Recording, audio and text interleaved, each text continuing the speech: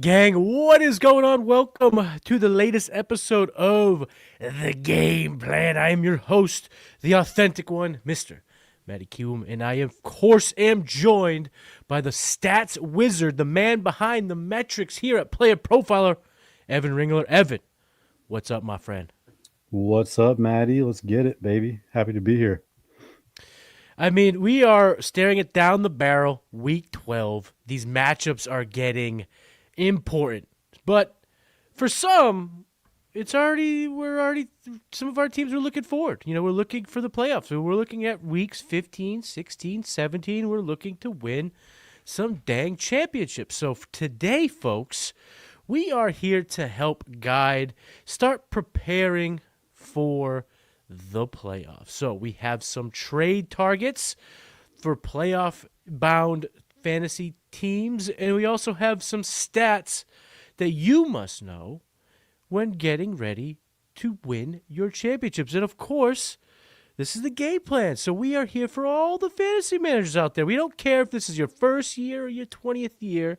We're here to help you get an edge on all your jabroni league mates, and we're already going to start planning for the fantasy football playoffs. So get out your pens, get out your pads, and let's start game planning to not only get them week 12 dubs, but them fantasy championships.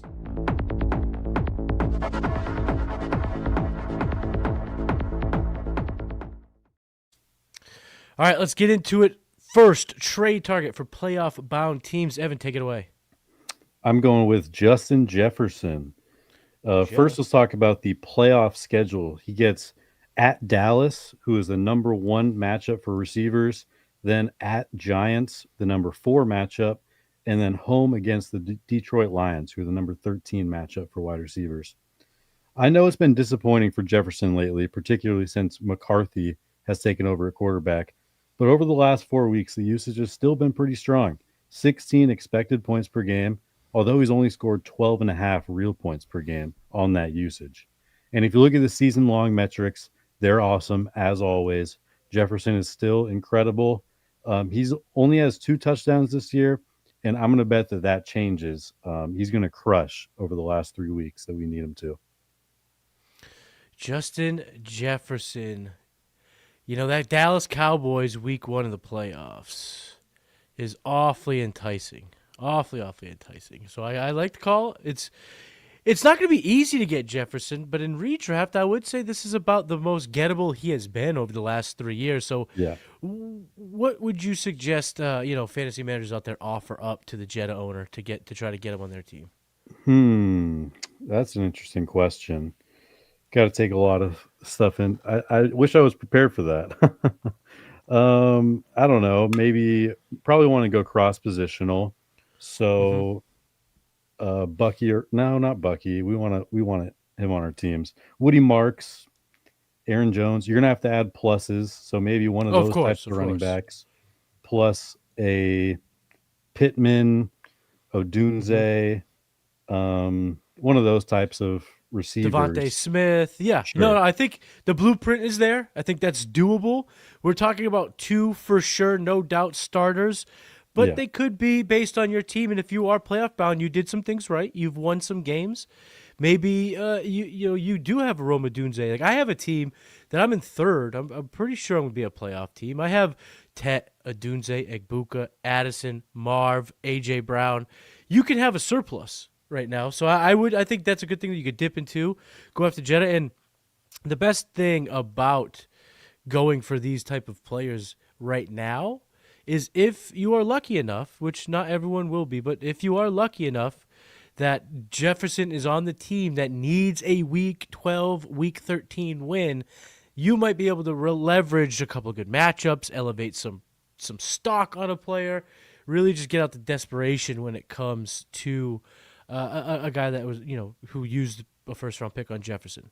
Now is probably the best time to get a guy who is a first round pick in redraft. So I like the call. Yeah. And Justin Jefferson, get ready for battle, baby. yeah, while we say it'll probably take 2 starters, that's probably the case. There are people out there that are completely panicked on Justin Jefferson. You saw that I saw that Sunday and Monday on Twitter. There were some people with some outlandish comparisons. Like they want to take Tedero McMillan rest of season over Jefferson or Zay Flowers or somebody like that. Alec Pierce, I believe I saw. Um, so you're probably not going to get anything that extreme. But if you could take a starter that people are excited about right now, Alec Pierce or Troy Franklin, and just add a small plus from the running back position, like Aaron Jones or something, you could actually get Jefferson in some cases. I'm not saying it's always going to be that cheap, but it's worth a shot. Yeah, you could pry him away in a lot of redraft scenarios. And if you want to get into the weeds, see some trades that are happening throughout fantasy football involving Justin Jefferson or anybody else, get the Dynasty Deluxe over at playerprofiler.com because it comes with a little thing called the Trade Finder. So all these leagues that are inputted into the Player Profiler system, those trades pop up. You can kind of get a gauge for the market. My first trade target that I'd like to talk about for playoff-bound fantasy football teams is... We'll start with Bucky Irving, but at this point, I am trying to buy all of the Tampa Bay Buccaneers running backs, depending on league size or roster sizes, of course. But yeah, I'll buy Tucker cheap, pick him up if you can. I'll grab Rachaad White if I have to leave the last guy off my bench in a redraft situation. But we're going to talk about Bucky because Bucky would be the get. And he is gettable. He is coming back from injury, and sometimes it is tough to trade for the player once they come back. I mean, someone has been sitting on Bucky for weeks. It's hard to get them to sell it at this point, but everyone has their price, and Bucky, I think, has a very gettable price. And when we look at weeks 15, 16, 17, we look ahead to the fantasy football playoffs. They have the Buccaneers play Atlanta, which is the fourth most advantageous team for running backs. Carolina, which is 11th, and at Miami, which is the seventh most advantageous matchup for running backs. So there's a lot of soft matchups in the playoffs. And before injury, Bucky was doing Bucky Irving things. We look at some of the metrics, and again, only 4 games, but he was dominant. He was creating a ton of yards per touch. He was evasive. He was able to, juke opposing defenders like we all knew he can, and his skill set showed last year. And if you're worried about the split backfield, because he's going to probably split, probably with Sean Tucker, I'd guess, over Rachaad White. So I guess you'd go, for me, Bucky, Tucker, White. I want to bring this up. Last year in the fantasy football playoffs, week 15, 16, 17, Bucky Irving had a 43% snap share, running back 18 that week. That goes up to 56%, but still not over 60%. Running back 16. Following week, fantasy championship, another 57% snap share. Running back 5. That's a whole chunk of opportunities that can go Tucker's way, can go Rachaad White's way, and we can still get a lot of production out of Bucky Irving. So buy Bucky Irving, get him on your playoff squads. Do it before he officially gets back on the gridiron. Where I think you could start, where you could probably get a guy like Bucky Irving in redraft, is you allow someone to tier down at running back and give him someone that they could put in their flex. So Kenneth Walker's coming off a big week. R.J. Harvey has a lot of opportunities coming his way. You can sell one of those backs plus a guy like maybe like a Khalil Shakir, Xavier Worthy. These guys that are probably your fringe flex plays if you are a playoff-bound team and are that good. But you can move those 2 assets for a guy like Bucky Irving, get 2 starters for what has been 0 for that team. Sit back, relax, and let him get ready to watch him do some Bucky Irving things in the fantasy football playoffs. Yeah, we'll see if Bucky ends up playing this week. I think for the sake of this exercise, it would actually be good if he didn't play. That I agree. I do further agree with that, incentivize the manager that has him to sell him. A lot of the Bucky teams out there they really need to win this week. They can't afford to wait another week. So I think this is a phenomenal trade target, phenomenal schedule. I think the split will be very interesting to see between Bucky, White, and Tucker. I would assume that they probably get all 3 of them involved, but Bucky would just have such a lead over the other 2. I would guess it's like 60-20-20, where Tucker's like a change of pace guy, and then Rachaad White is like some third downs, but not all the third downs. And we know that Bucky Irving is the best running back in that room, so I'm not super worried about it. Great schedule. Great call by Matty. All right, Evan, let's hear your next trade target for playoff bound fantasy teams. I'm going with Ricky Pearsall. I think that right now he should be pretty easy to trade for in redraft leagues. He's got a bye week in week 14, and he's still ramping up to speed. He didn't do a whole lot in his first game back. So your trade partner, he's probably not starting him this week. He is open to moving him. The playoff schedule, they get Tennessee, the number 15 matchup for receivers, at Indianapolis in a dome. That's the sixth best matchup. And then home against Chicago, the eighth best matchup. Bad weather is very unlikely in those games, which we definitely want to keep in mind for the receivers this time of year. And this 49ers offense has tremendous upside down the stretch, in my opinion. Horrible defense. Over the last 4 weeks, it's worse than the Cowboys' defense. They're going to have to score points to win games. And Brock Purdy has been genuinely awesome this year when he's played. He's fourth in EPA per play and sixth in completion percentage over expected. I think that this offense could go to the moon over the last third of the season or so. And we have seen these flashes of greatness from Ricky Pearsall. He had a hot start to end, or a hot end of last season, and then a hot start to this season. In Ricky's 3 healthy games earlier this year, he topped 100 yards twice, and he currently ranks top 20 among receivers in both first downs per route run and yards per route run, 2 of the stickiest metrics that we have. And another thing about this offense, too, I mean, Purdy, Kittle, connection, it's obviously there. CMC getting all the touches. He's been phenomenal. But from from a wide receiver standpoint, we saw Kendrick Bourne rise to the occasion for 2 games. We've seen Juwan Jennings pretty much struggle all year long, health or otherwise. There is a runway for some receiver to have massive games as Brock Purdy's go-to target. And with the schedule there, go for a guy like Ricky Pearsall. And the reason why I love Ricky Pearsall as a current buy for a playoff team, again, if you're able to leverage a win now mentality, if the opposing fantasy team, fantasy manager needs points, you could have like a Michael Wilson at your expense.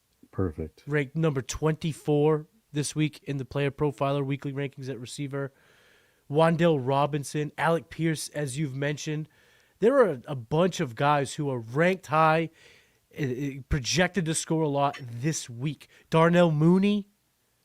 These guys are essentially bottom of your roster players if you're a playoff team that might have value, because I'm looking at Ricky Pearsall this week. We have him ranked at playerprofile.com at 32. So if someone's trying to win now, we're like, oh, what do you mean I'm lowballing you? I'm trying to get you Darnell Mooney, who's ranked higher. I'm trying to get you Michael Wilson, who's ranked higher. Wan'Dale Robinson, who's ranked higher, plus whatever tips the scales. Right. Yeah. Gettable player, big-time upside, and I don't think you're at a price right now that you're putting yourself at risk. You're not diminishing your starting lineup to the point where Ricky Pearsall has to come through. He's a luxury you could buy into now and hopefully reap the benefits in the playoffs.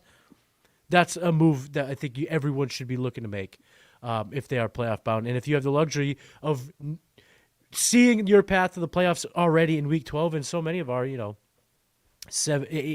teams, even 7-4 teams might look great right now. So good target. The next guy that I'm going to talk about here is not a sexy player, damn near hated player, at definitely a hated position. But for me, if you have been streaming this position, or if you have just been reluctantly hoping, wishing, praying that Kyle Pitts became into a weekly option or someone of that guild, get Mark Andrews right now. Mark Andrews for the fantasy football playoffs at Cincinnati, best matchup for tight ends. Home against New England, 10th best matchup for tight ends. And at Green Bay, which is a middle-of-the-road 16th matchup.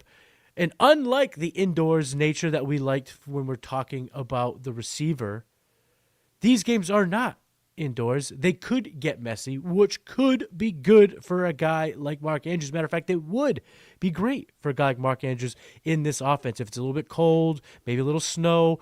A game that comes to mind, Evan, if you can walk with me down memory lane.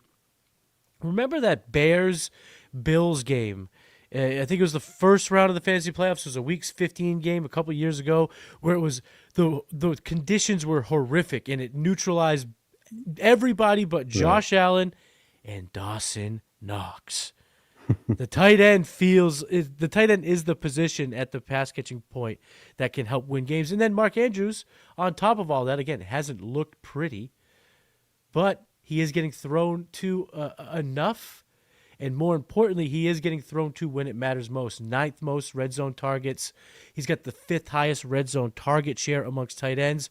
So, yeah, it's taking tight ends. Yeah, touchdowns. It is taking a 35-yard rushing touchdown last week. But at tight end, you'll take it. You'll take those types of possibilities. And then we go back memory again just to last year, though, Evan. Starting in week 12, which is this week, Mark Andrews, tight end 8, tight end 5, 9, 8, 8, 7. Pretty good to Yeah. finish off the season. And we're already seeing that trend playing out again for Mark Andrews. And again, when we're talking about Andrews, what we could buy, you could theoretically get Mark Andrews and using pretty much any standard trade market analyzer. You can move a flex player. It's someone, a Mark Andrews owner is not going to be holding on with dear life, whether it be dynasty or redraft. So if you have a Wan'Dale Robinson, you have a Ramondre Stevenson, and they're in your flex, and you can put in someone else or stream the position, get Mark Andrews. Then you have a tight end that you could just put in your lineup, not worry about, and just. I think at this point we're going to be cashing in our Mark Andrews, and he'll be a fantasy hero once again. I love it. I love it. Especially if that other team has another tight end that they like, and they're Which is like, possible, yeah, yeah, it's absolutely. very possible. Maybe they're not Yeah, even playing Mark Andrews they every picked week. up Gadsden. There's Right. all these scenarios this year where tight ends came out of effing nowhere. Yeah, yeah. And I think that this is really a perfect run out for Mark Andrews because the Ravens defense sucks this year and they really need to win like every game that they have left. Every So game. this offense better be scoring 30 points a game or it's going to be ugly in Baltimore. And we know that Mark Andrews is reliant on touchdowns. That's usually thought of as a bad thing, but when you're in a great offense, I don't really think it matters all that much. And if you look at his like fantasy points per game versus his expected fantasy points, they're very close together because he is getting these targets in the end zone. And he's converting on Mm-hmm. them, and this has been a consistent thing throughout his career with Lamar Jackson, especially is that they really have a connection in the red zone. So I think this is a great call out of you again. I also think he is a sneaky buy in dynasty. He's only 30. Mm-hmm. Even if he's cut or traded away from the Ravens, he's going to go to a team and be able to give some quality, 31, 32, 33 seasons. I think he's got that in him. And at this point, sometimes these tight ends, they come out of nowhere. Believe it or not, he's trending upwards. He's already at tight end 14 overall. But by the end of the year, I think we're looking again at another top 10 season for Mark Andrews. Yeah, the dynasty tight end rankings are in a weird place right now where I think you have like a clear top 13 or so. And then there's just a big group of guys where it's like, um, I actually have Mark Andrews all the way up to tight end 15 in dynasty. That's a 30-year-old, but it's just such a big jumble of guys with like Mason Taylor, Theo Johnson, Brenton Mm-hmm. Strange, Yeah, you Travis go on Kelsey, of age. course. Makes sense. Yeah, but Mark Andrews is the win now version of those guys. So definitely a solid buy in dynasty. I agree with you there. All right, do you have any more trade targets? Off the top of the head, let's see. One buy high that I like right now is Trevion Henderson. I think that Mm-hmm. he's just going to explode, can continue to explode. He already has. Mm-hmm. But even when Ramondre comes back, I just absolutely love Henderson's outlook. He has an incredible schedule looking forward.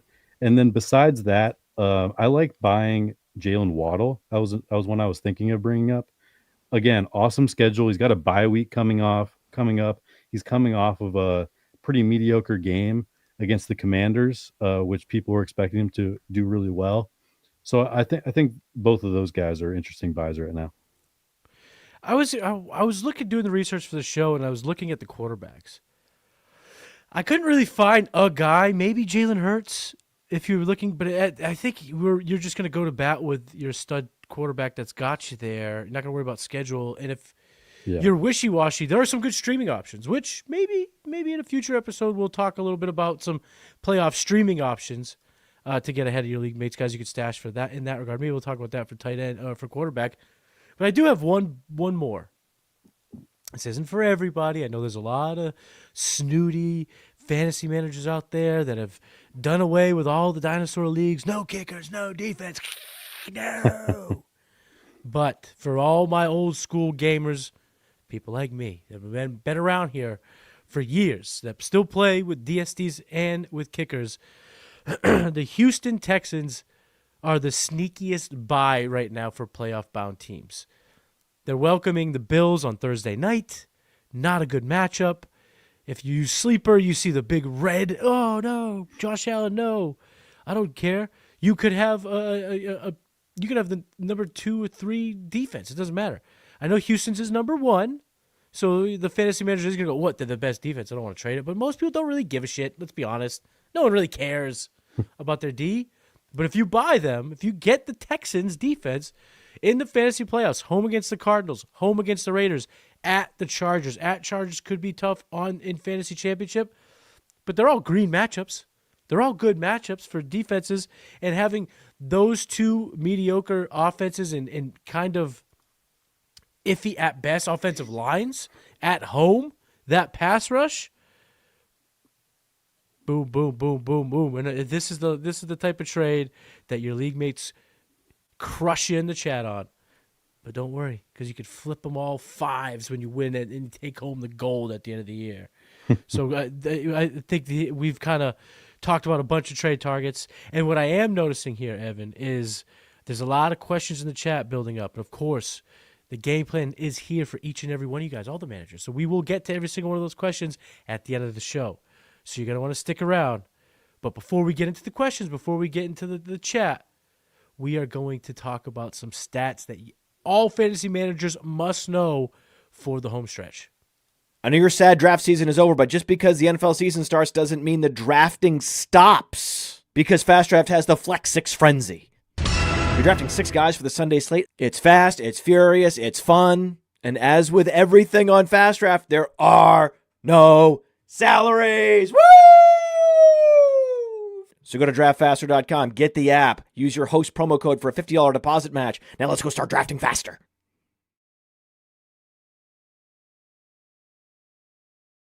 Matty Kiwoom, Evan Ringler, we are talking about some stats that you must know for the home stretch. This could be underlying metrics, warning signs, maybe overcorrections, potential matchups down the stretch. Whatever it is, these are the stats that you have to know. So, Evan, what's stat number 1? Yeah, man, it's tough to narrow it down. We could do a whole show on these, man. We could just go for hours, I swear. Yeah, we could. But my first one is the Los Angeles Chargers over the last 4 weeks rank 31st in the NFL in running back usage. And then a little bonus to go along with that, they have the 21st strength of schedule, which is below average. Also have a bye week coming up. This stat made me real scared about Omarion Hampton. When he does come back, I'm gonna be keeping my expectations low. If he's just like the running back 20 for a few weeks, that would honestly be a win, given just how bad the situation is right now. So if you have him on your team redraft, he's been on your IR spot, you've been able to stash him. Are you looking to move on? Would you move him in a 1-for-1 for Bucky Irving? Yes. Yeah. No question. Not even close. So Omarion Hampton. Ooh, let me ask you this though: if you are a certified contender in Dynasty, would you sell Omarion Hampton? Obviously, you're getting a ton. Is it that dire? Oh, I wouldn't sell him for Bucky. No. Okay. Not in Dynasty. Any running back in Dynasty? Like, let's say you could get Christian McCaffrey. I would certainly think about that one. You're okay. obviously losing Dynasty value, Big but time. who cares if you win a freaking chip, man? I think that's I like realistic. I would do that in the right situation. Okay, so I think that has to be said because there are a lot of contending rosters in all formats that are looking at him, Hampton as potential savior, reinforcement, and if he's not going to provide that the way we probably would have expected, you're better to move on, especially in redraft where you don't have to worry about the future. Dynasty, it gets a bit little more hairy. It's a little more hairy. Yeah, I'm not really worried about his like 2026 and beyond. Right. It's all about the tackles, man. Their offense Those guys are studs, yeah. Was built around 2 stud tackles, and they've Right. lost both of them for the whole year, and it's crippled their entire offense. All they can really do now is just throw the quick game to Ladd and Keenan and Gadsden. They can't really run the ball. They can't really throw it deep to QJ. So that's kind of what we're looking at. Yeah, I just need them to have some semblance of an offensive line for that first round of the playoffs against Dallas. Don't look like the Raiders against Dallas. Look like everybody else, please. Please. The stat that I'm going to bring up here that everyone needs to know for the home stretch is target share, which sounds basic because it is. It's not all that detailed.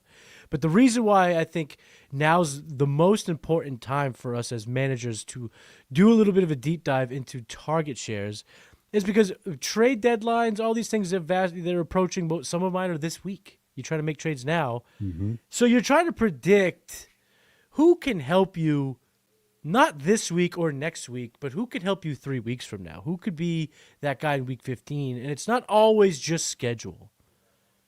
And to me, target share is a sticky predictor. The guys who get thrown the ball a ton, whether they're converting or not, as long as they're getting the opportunities to catch footballs, they can convert and have an overcorrection in terms of how many they catch in a given game, how often they get peppered. Obviously, with more chances come more opportunities to score fantasy points. It's easy to see. So what I'm looking to do is I'm scouring the market. I'm looking at target shares, and I'm looking for elevated ones in comparison to their market in redraft. And here are some names that pop out, people. Chris Olave has a 29% target share. Had a pretty good game before the bye, but most trade market indicators would suggest he's gettable. People aren't thinking about him as a guy who's earned 30% target share. So he's a guy I'm targeting. A.J. Brown seems to be in the news every single week. He's pissed off. He doesn't want to be there. The schedule's pretty good, and he's got a 27% target share. The guy just had 11 targets. The overcorrection is coming. It might not come every single week, but as long as it comes in the playoffs, that's what we're trying to cash in on. And he's absolutely possible to add, in especially redraft dynasty. Doesn't matter. His price is down right now, so you're not even taking on the risk of what you'd have to give up like you would in the past. And the last name is Deebo Samuel.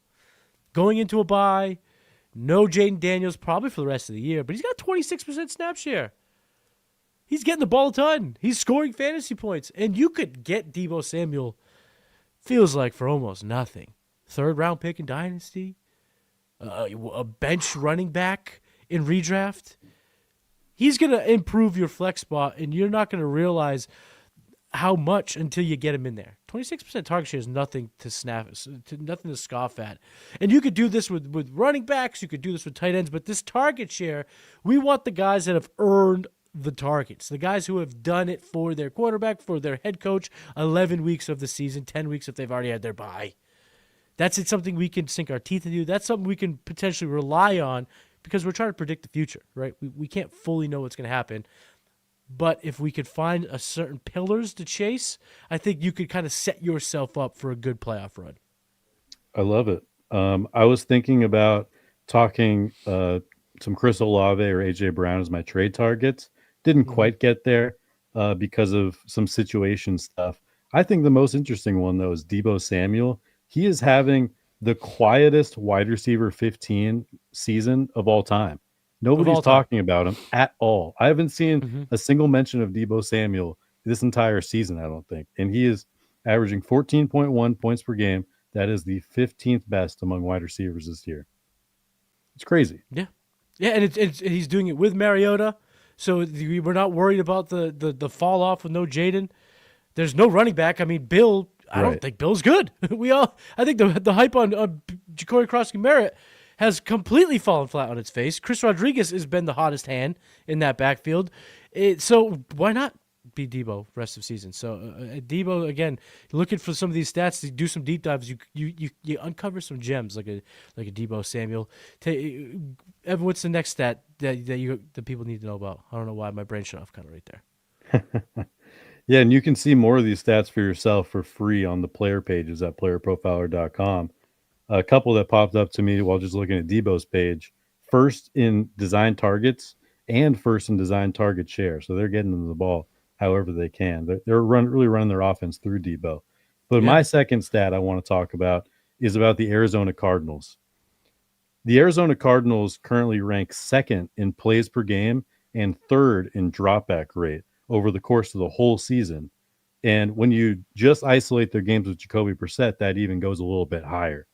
So they're just throwing the ball a ton, like more than any other team since Jacoby's gotten in there, especially. And my takeaway from this is that as long as Marvin Harrison Jr. is out, Michael Wilson is going to keep smashing, keep getting a ton of volume. And then when Harrison comes back, he's going to smash and start getting a ton of volume. Could they both smash? I think it's up in the air potentially.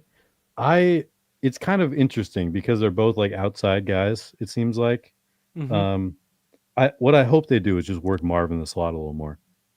Yeah, like find a way. I saw someone tweet this. I wish I knew who it was. I'd give him credit. Could Michael Wilson be the wide receiver version of Rico Dowdle?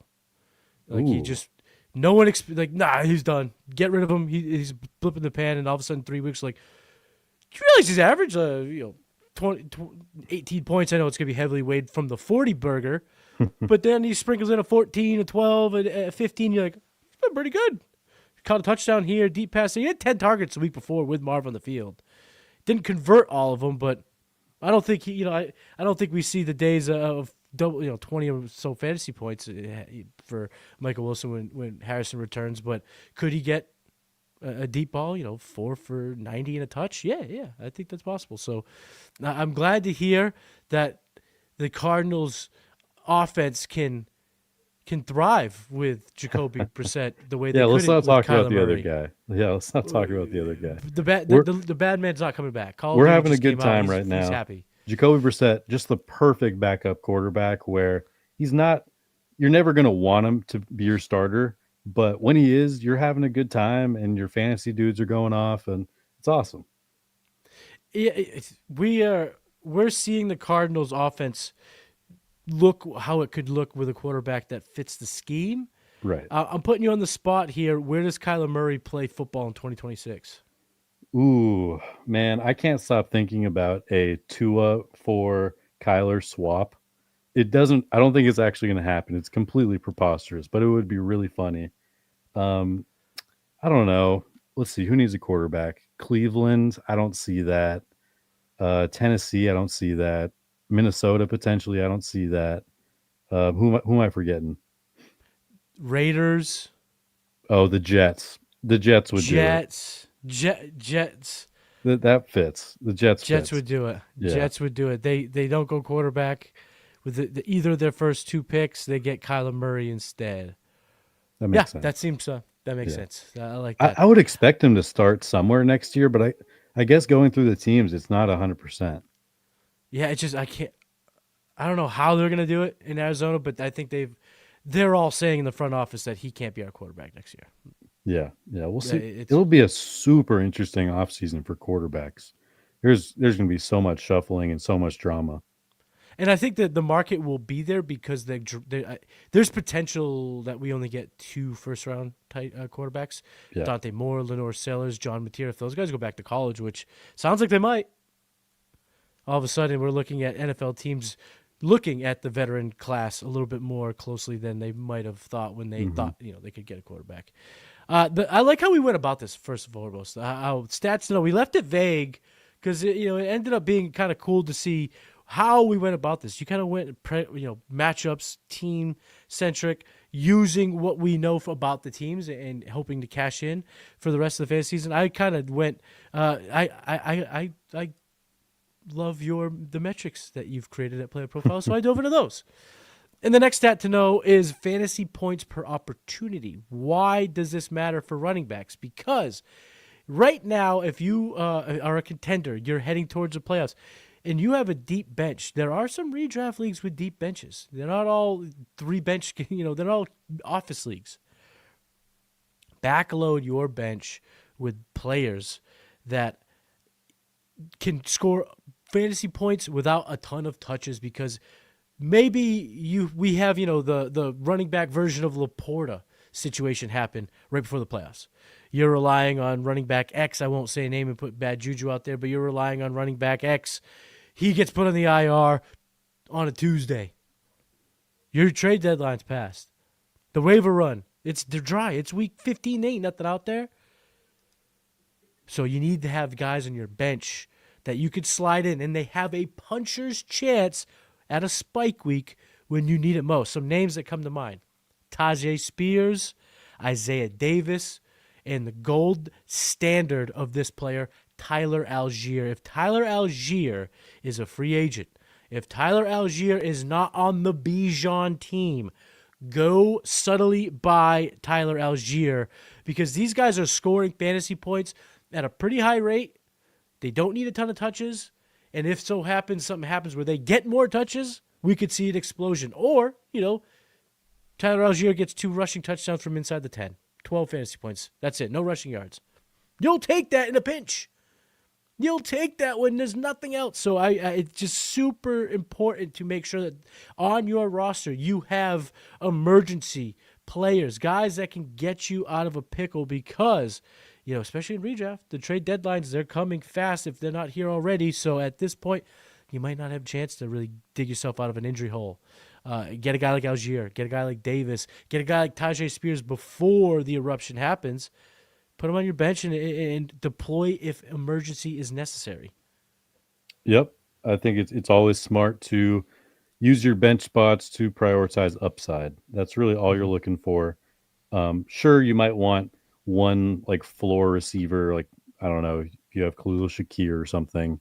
That's something just in case. But I think those guys are more useful like during the bye weeks. And when we get to this time of the season, we don't see as many bye weeks. So we want to be using those bench spots for way more upside than that.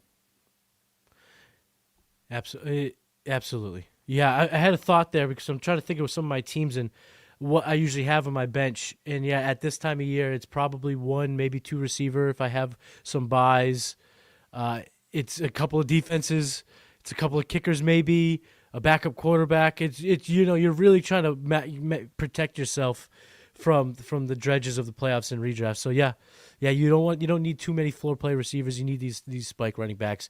Evan, what's the next stat people need to know? Yeah, like for example, one of my redraft benches right now, I just pulled it up, is pretty crazy. Tyler Algier, Ray Davis, Isaiah Davis, Brian Robinson, Emmanuel Wilson. So just 5 super upside running backs. Yep. And then Purdy, who I'll probably drop this week, or I'll probably drop the other quarterback this week, and Troy Franklin, who's kind of that wide receiver you can slide in there if you need to. Yep.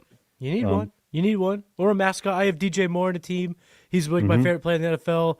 I just want to have enough good players, so I don't have to play DJ Moore, but he could just hopefully get a ring at the end of the year with the boys. Yes, sir. All right, my third stat is player-focused, actually. Patrick Mahomes. He has the worst strength of schedule for any fantasy quarterback. Like strength of schedule remaining. This is waiting towards the playoffs.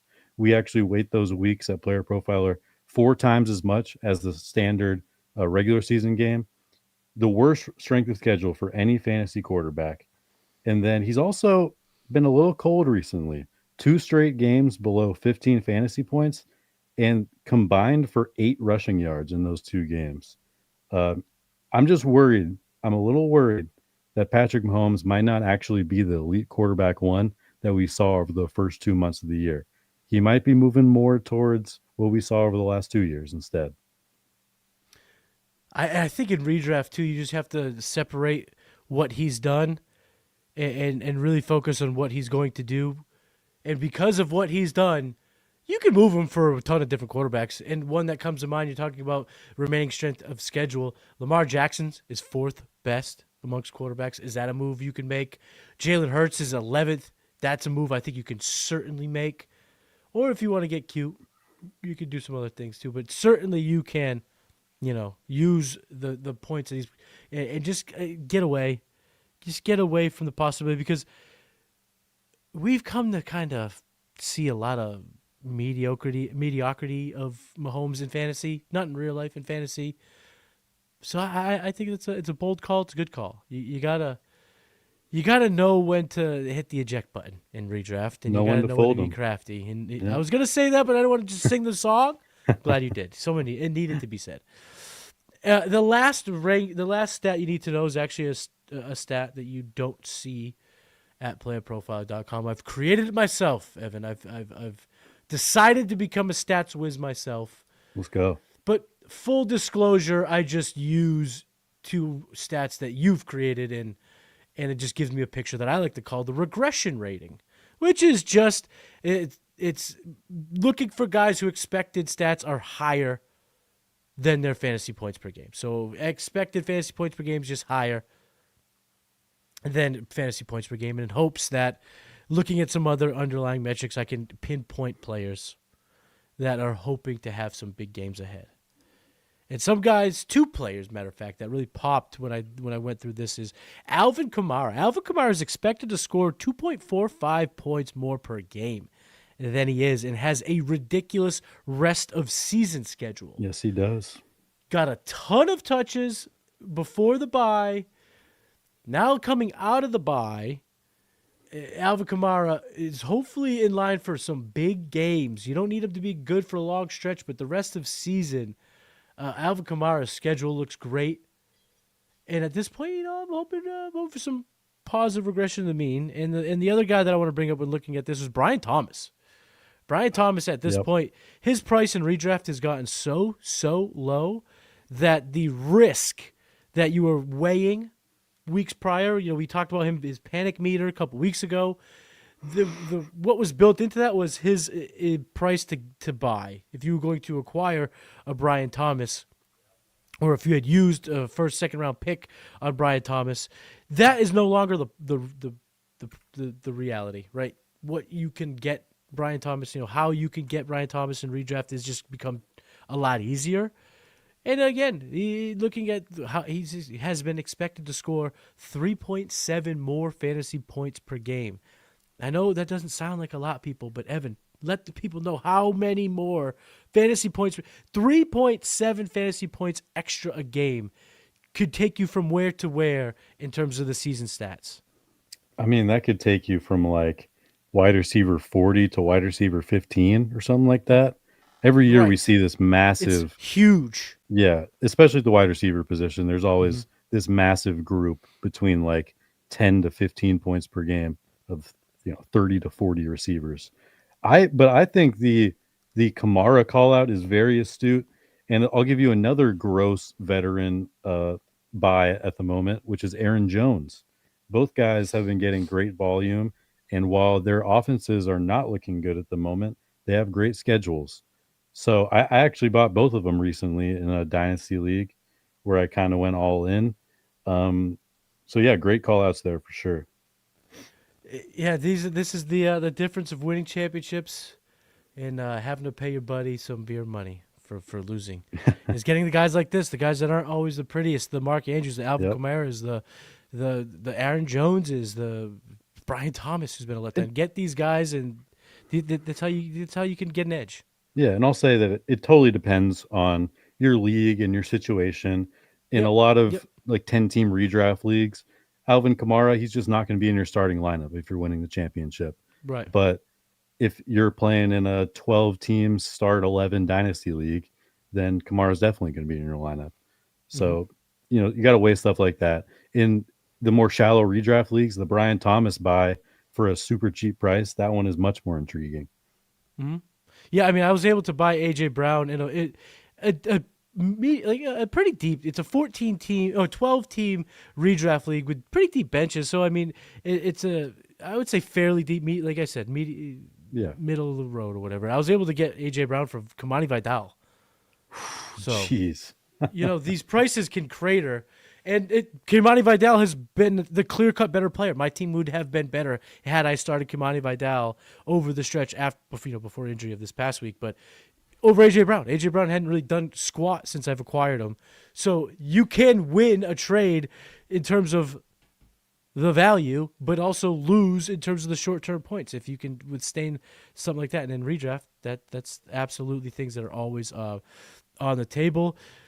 So everyone, that is it. That is the episode of the game plan, but stick around because we're going to talk to the chat. We're going to answer some questions, lineup questions, trade questions. All that is happening now.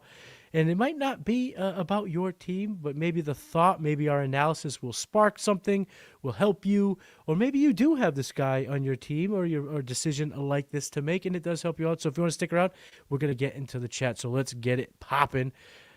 Chucka, baby. It's Chucka. It's Chuka. Or you think it's Chuka or Chucka? I'm going to say Chuka. It's Chuka, baby. I have Dak Prescott and Patrick Mahomes in Superflex. Not sure about their playoff games. I also have 3 defenses in that league: Browns, Chiefs, and Eagles. Thoughts? I think we kind of talked about Mahomes, what to do there.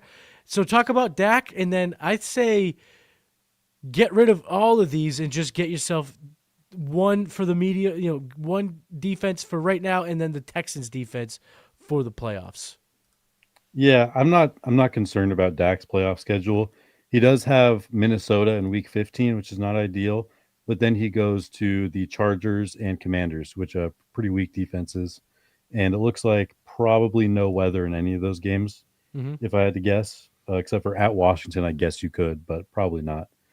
So yeah, I'm not really concerned about Dak. Mahomes, we just said we're probably looking to tear down to a different elite quarterback. And then the defenses of those 3, I think that the Eagles would be my pick to keep their playoff schedule. They have Vegas and then Washington, but week 17 they have the Bills. So you won't want to play them against the Bills. But you can't hold them for 15 and 16 if you cannot get the Houston Texans like you mentioned. Yeah, I think you only need to have 2 defenses. Just find the matchup if you can, correlate it. And 3, I feel like you could get a high upside running back like we talked about instead of having 3. 2's fine. 2 okay. I'm okay with that as you get ready for the playoffs. PPR, favorite to take down the league this year. Do I ride Tet out for the rest of the year? Or do I deal him and Algier for Waddle? Tet or Ooh, no, this is pretty easily Tet and Algier, right? Are we sure about that? Talk to me, baby. Talk to me. I don't know. I'm really high on Waddle, I guess. I currently have him up to wide receiver 11 in the seasonal ranks. I just absolutely love him. I know we just saw a massive blow-up game from Tet, but I still don't trust Bryce Young to get him the football reliably. Let's see. The schedules are pretty similar, although Waddle does have an awesome schedule, and Tet's is just like, pretty good. So with Waddle's usage, both guys get really, really good usage, but I trust Tua to get the football to Waddle more than I trust Bryce to get the football to Tet, and he's also got the better matchup. I know Algier is a good handcuff, but just for me, I prefer Waddle by a significant enough margin. So give me that. This has to be redraft, right? Obviously, there's got to be a redraft take, but in redraft, make the move. Get Waddle. Now's the time to buy. Go. His bye week's this week. Get that in the rear view, and he's been great without Tyreek Hill. I know last game wasn't great, but I will say that was weird in Madrid. Do we need to give up Algier like 1 for 1? What do you think the market would say? Because Waddle's coming off a disappointing game. Tet just had a blow-up game. Right. I would guess that Tet McMillan could get you Waddle and the Algier. That's what I would guess. Do some negotiating. See what you can do. Yeah, but let's just take it as face value. Let's give him the benefit of the doubt that he's done the negotiation. Yeah. This is the deal. Even if this is the deal, I'll make it. You get the extra roster spot. Go pick someone up in waivers. Something like that. Xavier Worthy or Ken Walker? This is a dynasty rebuild team. So the asset that you would look at and say that makes more sense on a rebuilder is Xavier Worthy. However, I'm going with Walker because I am at this point. I just kind of think Xavier Worthy's not good. What do you think? This might sound surprising. I am gonna go Ken Walker as well, and because there's no way Seattle pays him this offseason with Charbonnet there with their needs I sure elsewhere hope to so. serve. So if he goes, and I think he's good enough to get a good contract, to get money Yeah. that says you're He's our awesome. guy.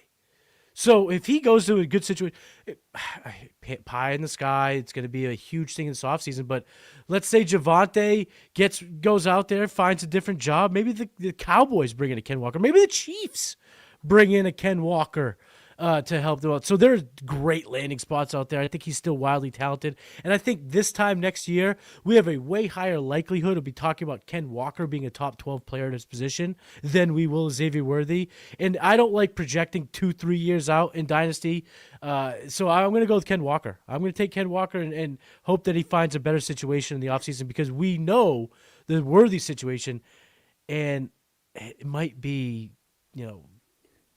third fiddle in this offense. Unfortunately, I think that Xavier Worthy might just be like some version of Marvin Mims, maybe a little better, because obviously Mims hasn't done a whole lot, but neither has Worthy. Honestly, he's just had a few big games.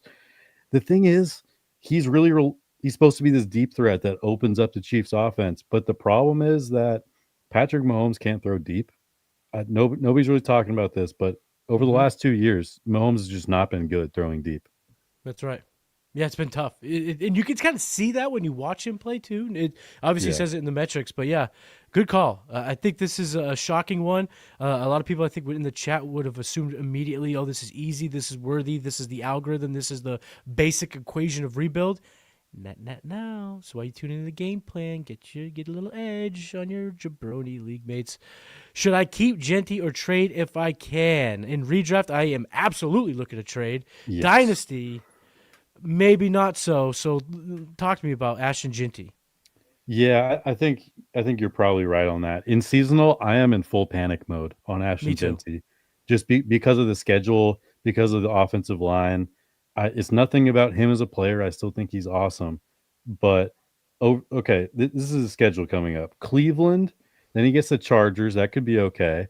Then Denver, Philly, Houston. That is absolutely brutal. Yeah. So yeah, I'm in full sell at this point. In Dynasty, the opinion on him has probably gone a little too far. He's probably more of a hold for me. Yeah, I feel like you're not cashing in on a Genty the way you would expect. He's been running back 16 on a points per game basis, but that's a disappointment. That's a massive disappointment. Yeah. So I think if I could take Genty and for somehow the guy who has Jonathan Taylor isn't winning in your league, would I trade a Genty? Like that is where I would be aiming my bullet if I had a Genty. But I don't think you're getting that. I don't think you're at those tables. No. I don't think you're at the big boy table for a Genty right now. So, yeah, he might just be a hold in Dynasty, but in redraft, I think there's plenty of perceived lesser than players that you could jump into and have better results for the rest of the season. Mm-hmm. Start 2. He needs 2 wide receivers and 1 flex. Jefferson, Pickens, Odunze, Worthy, Michael Wilson. Also has Bucky, Irving if he plays. So get start 2. So two wide receivers and a flex. Okay. Yeah. So let's immediately take Worthy out of the equation here. Yep. I think if Bucky plays, you have to start him. And oh man, this is tough. But I think it's just a start your stud situation with Jefferson, Pickens, and Bucky. That's kind of what I'm leaning towards. Yeah, I think that's okay. I think if let's just say for the exercise. I do like the Rome this week, though. My question to you is going to be, if Bucky doesn't play, Jefferson, Pickens, and are you choosing Odunze or Michael Wilson in a great matchup home against the Jaguars? I love the matchup for Odunze too this week, so I'm going to go with him. Yeah, I think at this point, don't get too cute. That Pittsburgh pass defense is actually the most advantageous matchup for receivers. Yeah. Yeah, at this point, like sometimes you just have to answer the question like this, and it's not always fun. If you play Odunze and Wilson goes off, you're pissed. if you play Wilson and a Dunze goes off on your bench, you're sick to your stomach. Yeah, Play that's a good way to put it. If Kamara doesn't play, flex Addison or Gainwell. I know Kamara is, but hasn't he missed a lot of Wednesdays this season? Yeah, he has. So I wouldn't be super worried about it. And I would start Kamara over both these guys, but Gainwell over Addison for me. Even if Warren plays, I don't care. I expect it to be more slanted towards Gainwell this week, even if Warren does play. At what point does Gainwell just not be the hot hand? In 2 games in which Warren wasn't around to take carries, Gainwell's looked absolutely diabolical. At what point does the Steelers just go, we need this guy to play more? Warren, you've been good. We will find you the chances to touch the rock, but Gainwell's got to be on the field just a little bit more than he has, and he's been on the field a decent amount. Mm-hmm. On a competing team, I lost Wilson and London. So no Garrett Wilson, no Drake London. Who should I trade for? This is a dynasty home league, and I think the home league distinction is important because some fun can be had in home leagues. It's not so value for value. It's not so robotic. You can have a little fun. So who are some trade targets for a receiver-needy competing team? Yeah, I mean, there was the 2 receivers that I brought up earlier on the show were Jefferson and Pearsall. I think both of those are on the table for sure.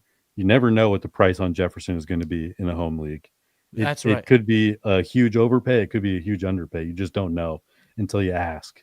So that's one those are 2 I would start with. Any others that come to mind for you? Oh, and Jalen Waddle, Debo Samuel. Mm-hmm. We talked about Samuel, AJ Brown. We talked about him on the show today. We talked about Chris Olave, his target share on the show. Yeah. Brian Thomas Jr. you might get for free 99 right now.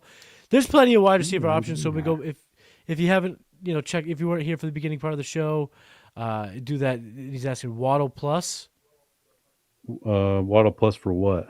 So I'm assuming selling one of the injured guys. I don't know if I want to sell those guys. I love those players, and even on a contender, I don't know if I want to sell those. I love those players. I guess I would prefer if I was to trade one of them, I would prefer to trade Garrett Wilson just because of the Jets factor. Yep. You certainly have to get a plus on top of any of these guys that you get, except for Jefferson, I guess. Yeah, but I think Waddle. If you're giving up Garrett Wilson, you can get Waddle plus. I think that's kind of a dub.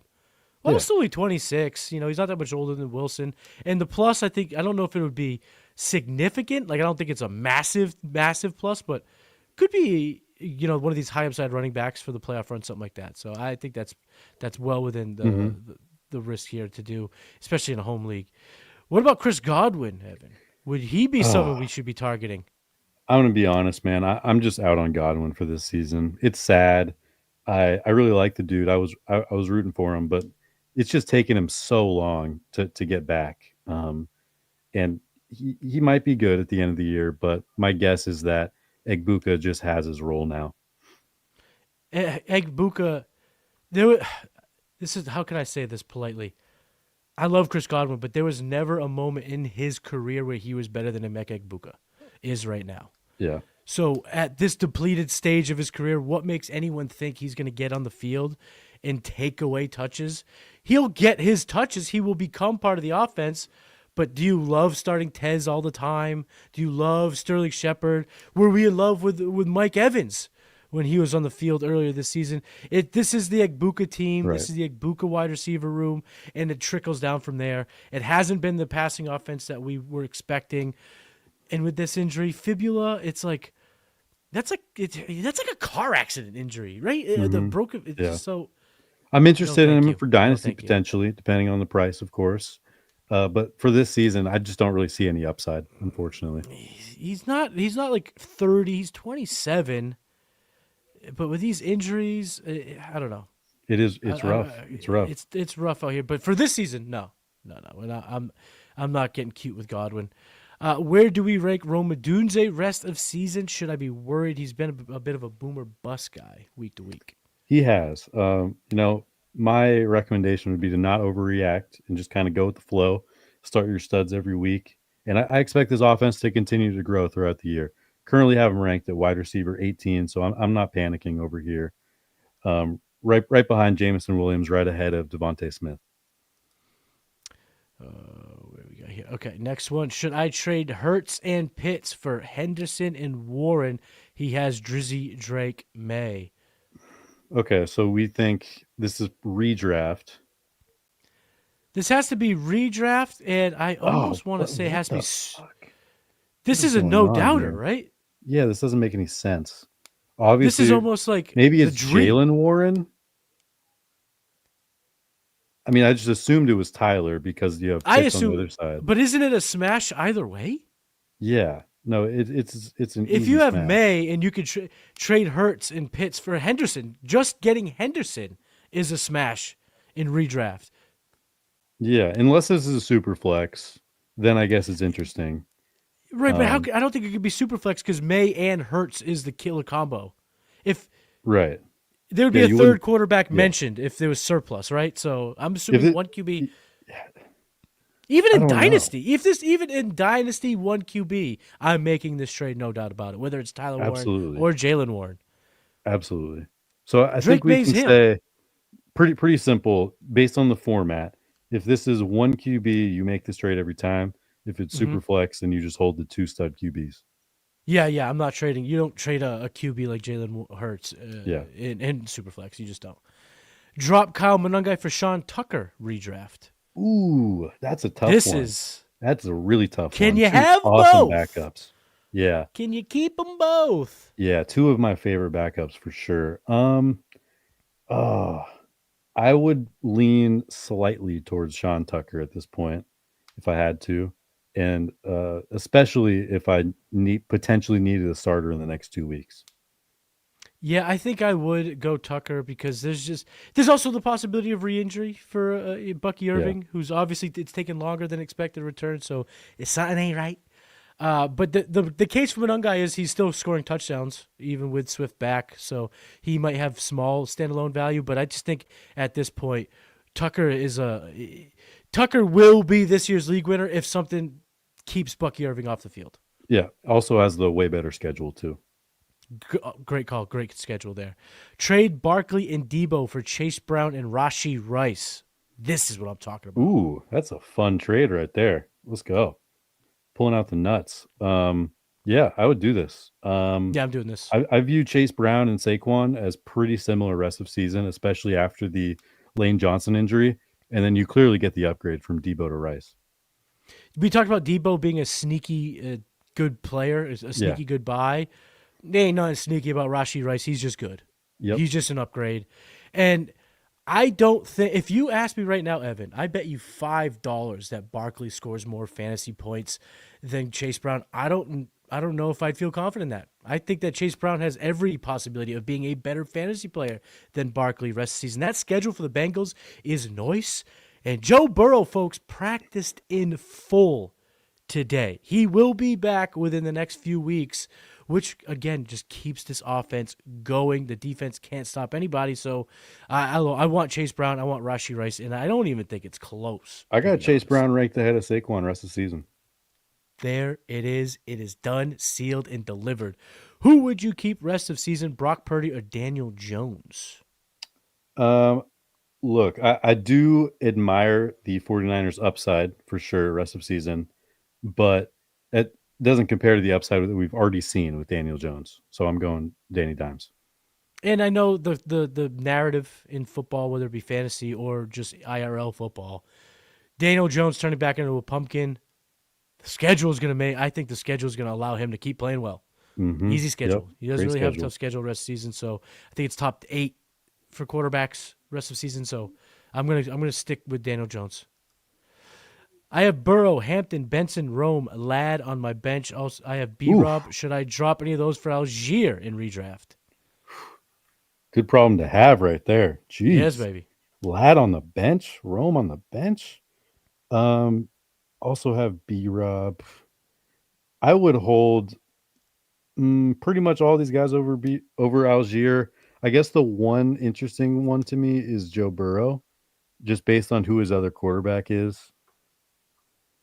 But I guess like Brian Robinson, I would still have him over Algier, but it is very close. What do you think? No, that's Bijan. I think he has Bijan. So should he handcuff Bijan with the high upside running back? Okay, that makes more sense. No, I wouldn't. Same. Unless you like can afford to drop somebody like Burrow, which you probably can't. Yeah, and at this point, we're looking at, we talked about high upside running backs. Benson, Hampton being in free agency would have been, they'd be at the top of the list. This is where we trade away Hampton. We already have This is Benson. We have Benson coming off IR. Yep. We get to add Algier. Boom. I like that. I like that move. Drop Baker for Burrow. I actually have them back to back in the seasonal rankings right now. It depends on your situation. Obviously, if you need a starter, you want the one that's actually starting right now. Yeah. But if you're just stashing a quarterback, I prefer Burrow. I think Burrow.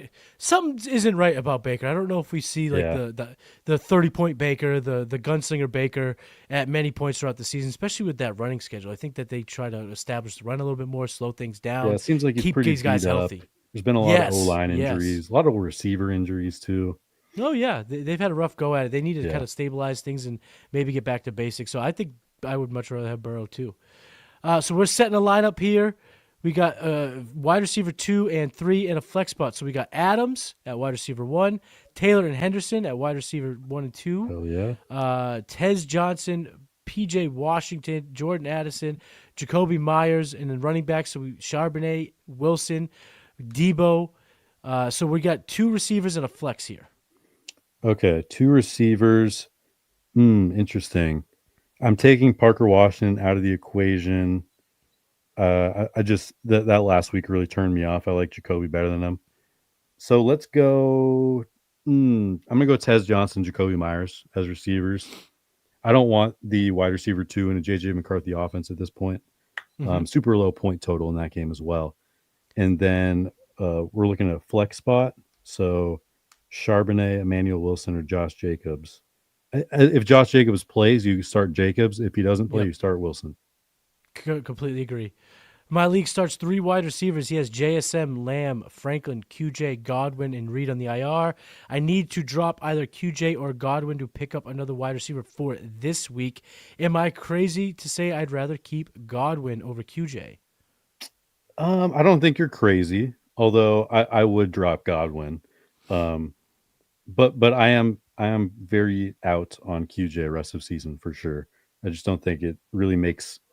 I don't see how they get the ball to him with no O-line throwing it downfield like that. So I would look to trade QJ, but drop Godwin. Yeah, I don't care if you have to drop either one. QJ's been bad. Fair. We talked about the tough schedule, and he's not playing this week. He's on bye, so I'm okay dropping either one, to be quite honest. Do we prefer Chris Rodriguez or Tajay Spears for the playoffs? That's an interesting one. I'll want to look at the schedule on that. Obviously, Tajay Spears is the more Titans have a tough player. One. They have a tough play. They have a tough schedule, I believe. The yeah. So here are the schedules. Titans get the Niners, Chiefs, and Saints, which is okay. That's fine. But the Commanders have the much better schedule. They have the Giants, which is awesome, Philly, which is horrible, but then Dallas, which is also awesome. So I would go with Rodriguez, I think. Start 2, Woody Marks, Henderson, Ramondre, or Singletary? This is complicated because of the 2 Patriots. I'm taking Singletary out of the equation for sure. Me too. Let's see where I have Woody this week. Okay, I actually have him the highest right now because he has a great matchup versus Buffalo. So I would start Woody and Trevion. Same.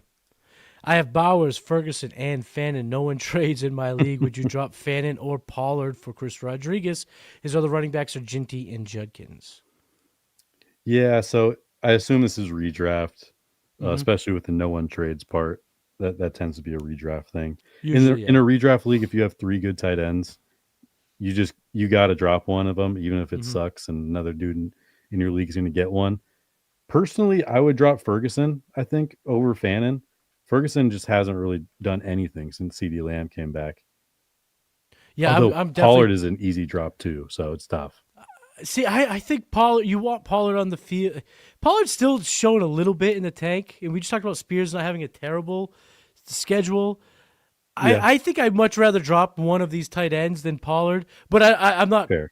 I'm not. I'm not dying on the Tony Pollard hill. I just think in a redraft sense, There's no need for 3 tight ends. You don't need 3. So I'm dropping either Ferguson or Fannin. Pick which one to make the drop, Millie. I have Dicker on bye this week. Is he worth keeping on the bench? Myers or Fairbairn for the week, or should I drop one of them and start someone rest of season? So basically, kicker question: do you want to have 2 kickers in to stash Dicker, or are you okay dropping? What do you think here? Take a guess. Drop them. Yeah. I actually had this exact dilemma in a league this week where I had Dicker, I dropped him and picked up Fairbairn. That's how I play it. I'm not carrying 2 kickers ever, no matter what. Yeah.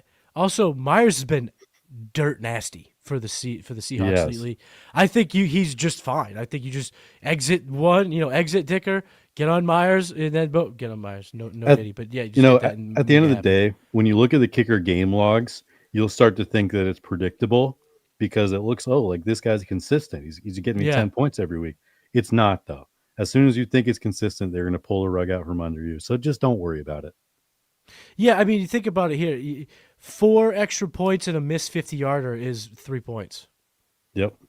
And that wouldn't even be considered a terrible game for a kicker in an NFL sense, but it's catastrophic for fantasy. Don't carry 2. I don't think it's that particular. I think Myers and Fairbairn are perfectly fine rest of season. Mm-hmm. So I think you just drop Dicker for my preference would be Meyer.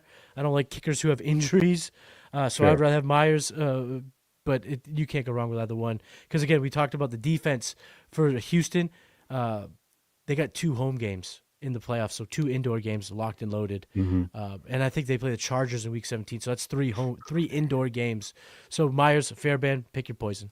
Yeah, I like Fairbairn just because of his name. If you haven't Googled his full name, it is the longest name you will ever see. It is literally like 50 syllables long.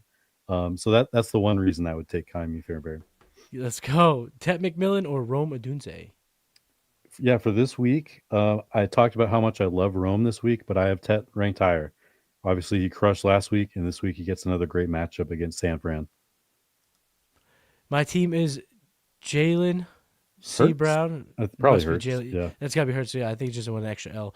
Chris Brown, Travion Henderson, Jamar Chase, Lamb, Marv, J-Mo, Devo. What question? He was offered Pittman and Bowers for CD. 5 and 6, middle of the pack, need a win to get to the offs. What are we doing? Okay. Is this a redraft team? What?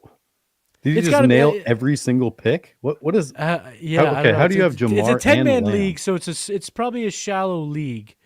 Trades. I mean, trades going to happen. Yeah, I guess trades. But holy shit, what's going on here? Okay, sorry. So give the answer. Give it a redraft answer. Give a dynasty answer. Oh yeah, fair enough. I think that I'll probably just take CeeDee Lamb in both situations. I just want the wide receiver hammer. That's how I play. A redraft or dynasty. Completely agree. 10-team league. Don't worry. You have Gatson. The Bowers difference isn't as big of a difference in a 10-man league, but the Lamb, Jamar Chase hammer is what dreams are made of. And I know 5 and 6, but we're gonna turn shit around. It's redraft. I bet. So we know exactly what it is. I'm still sticking with Lamb here. I'm going to stick with Lamb. Yeah, trying to win in the margin somewhere else. This team is 5 and 6. Obviously, he's missing like an elite running back one, but I think you're going to get there, and I think you're going to crush. Injuries are killing me, and I need a wide receiver. Would you trade Bijan for Judkins and CD? Ooh, I like that. I would do that if you just need a little depth. I like it. I think that's a good trade. I think that's a good trade. Bijan's awesome, but Judkins is still getting all the touches. He looks good. And Lamb, they're definitely good. Some real big weeks ahead for CeeDee Lamb. Dynasty question: Zach Wilson resurrects his career with what team? Ken Walker signs with who? Dynasty question: Zach Wilson. First time those 4 words have been together in quite a while. I'm just going to ignore that part, I think. Ken Walker, man, there are a lot of interesting teams for him. Obviously, the number 1 would be the Jets. Cowboys would be up, or not the Jets, the Chiefs. That's what I meant to say. Chiefs, Jets. What? Huh? I was thinking about Breece Hall, who might be a free agent too. Right. Cowboys. There's a lot of situations. We don't have to go through them right now, though. Yeah, there's definitely some good situations. There's also teams out there that I think could have some low key openings. Like people weren't going nuts for Josh Jacobs when he went to the Packers, right? We were kind of Right. like, oh, well, how do they do things? And he's been an absolute smasher. So there'll be some guys coming out of the weeds. And Zach Wilson resurrects his career. If he goes to the Vikings, isn't that the only way you can do that nowadays, right? Ooh, that's a great shout, actually. The Vikings the really only need one. a running back. Wouldn't that be the most hated QB room from the outside of all time? J.J. McCarthy and Zach Wilson. Just two bad guys from a 1980s teen movie. Yeah. No, that's really good. I was thinking Kenneth Walker to the Vikings because they need a running back. Oh, that could work too. That'd be Yeah. great too. That would be great too. And also regarding the last conversation, this 5 and 6 juggernaut has Josh Allen. He put Jalen is the nickname. Love the nickname, by the way. Gonna definitely use that. I kind of went right over my head, but Jalen, what a team! Holy shit! I can't believe that team's 5 and 6. This is a redraft league. He's got Josh Allen, CeeDee Lamb, Jamar Chase. That's crazy. My friend, we've done it. We've answered all the questions in the chat. Guys, thank you so much for hanging out with us every Wednesday night, the game plan. I know next week's Thanksgiving. As of right now, we will be going as scheduled. Wednesday night, 8 p.m. next week. We'll get you ready. Maybe we'll talk about some players we're thankful for, Evan. We'll do some Thanksgiving-themed show.